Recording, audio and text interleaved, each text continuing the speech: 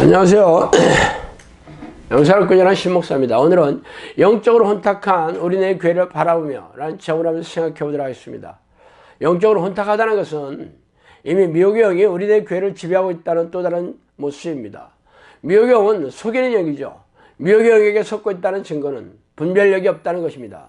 성령께서는 저에게 이것인지 저것인지 모르는 신앙생활이 미혹이라고 말씀하셨어요.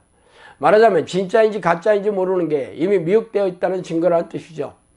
그러나 저의 주장을 솔직하게 인정하며 받아들이는 교인들이 거의 없다는 것을 모르는 바는 아닙니다. 그래서 오늘은 우리네 교회가 미혹된 증거를 하나하나 곱씹어 보겠습니다. 첫 번째, 성령의 능력이 없다는 것이죠. 오직 성령이 너에게 임하시면 너희가 권능을 받고 예루살렘과 온 유대와 사마리아와 땅끝까지 이르러 내 증인이 되리라 하시니라. 사도행전 1장 8절이죠. 예수님이 승천하시면서 성령이 바톤을 이어받아 이 시대는 성령의 시대입니다. 성령이 누구십니까? 바로 전지전능한 하나님이시죠.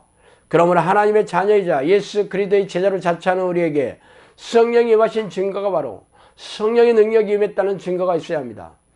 그래야 예수 그리스도의 증인의 삶을 살 수 있겠죠. 예수님의 증인은 예수님을 만천하에 드러내 보이는 사람입니다. 예수님이 하나님이시자 우리의 죄를 용서해 주시는 능력의 주인공임을 하나님을 부정하는 세상 사람들에게 드러내 보여서 그들의 오만하고 교만한 무릎을 꿇게 해야 하겠죠. 그래서 우리네 교인들이 그러합니까? 솔직히 말해서 우리네 교회 목회자들과 크리스천들은 세상 사람들의 조롱과 경멸과 멸시의 대상으로 전락된 지 오래되었습니다. 이렇게 성령의 능력이 고사하고 세상 사람들의 손깍지를 받는 교인들이 어떻게 예수님의 증인이 되겠어요? 그럼에도 불구하고 자신들이 천국에 들어가는 자격을 믿어 의심치 않고 있으니 기가 막힌 일입니다.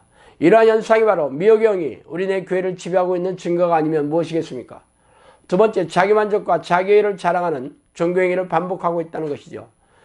교회에는 두 부류의 사람들이 있어요. 종교적인 사람들과 영적인 사람들입니다. 종교적인 사람들의 대표적인 인물이 바로 바리새인과 서기관들이었죠. 그들은 성경을 암송하고 600가지가 넘는 율법의 조항들을 철저하게 지켰습니다. 그러나 그들은 성경의 주인공인 예수님을 몰라보고 십자가에 못 박아 버렸으니 기가 막히죠.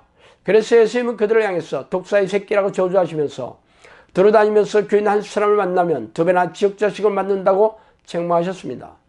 그들이 시행한 종교의식과 신앙행위들을 하나님이 기쁘시게 하는 것이 아니라 속내와 동기가 자기만족과 자기의를 채웠기 때문이죠. 그래서 예수님이 그들의 죄악을 지적하고 드러내자 분노와 시기, 증오에 가득 찼어 예수님을 십자가에 처형을 주도한 이유이죠. 그렇다면 당신은 종교적인 사람이자 아니면 영적인 사람입니까? 종교적인 사람은 예배의식을 반복하고 각종 희생적인 신앙행위를 하고 있지만 정작 성경에서 명령하는 하나님의 뜻에 대해 알려고 하지 않으며 실천할 생각도 없는 사람들이죠. 거의 대부분의 우리네 교인들이 종교적인 사람들이에요.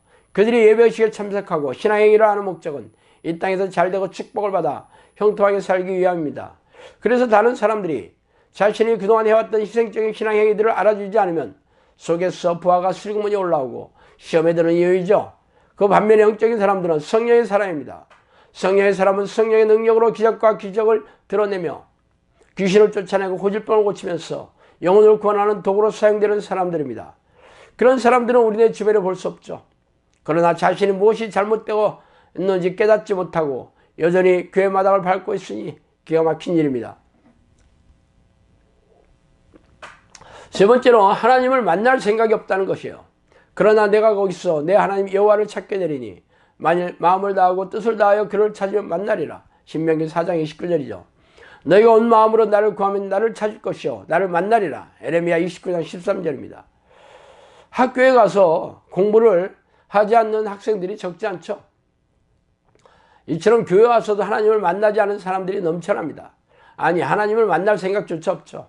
그들은 예배의식에 참석하고 종교행위를 하면서 천국의 자격을 확신하고 이 땅에서 얻을 세속적인 축복 외에는 관심조차 없습니다.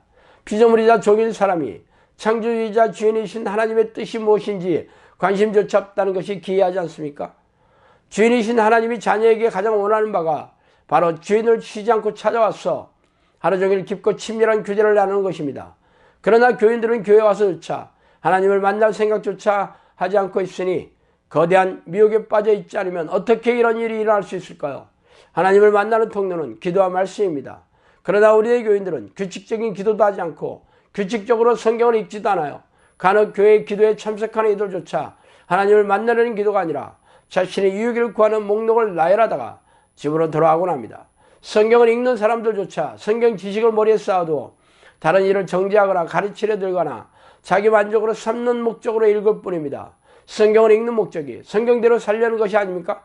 성경대로 사는 것이 성령의 능력이 임하지 않으면 불가능한 일입니다. 그러므로 하나님을 만나서 깊이 교제하면서 동행하는 삶을 살지 않는다면 하나님의 뜻을 알 수도 없고 설령 안다고 해도 하나님의 뜻대로 살 수 없어요. 그러나 우리의 교인들은 하나님을 만나는 것을 잊은 지 오래이죠. 그런데도 자신이 무엇이 잘못됐는지도 모르고 교회에 모여서 먹고 마시고 낄낄거리고 있어요.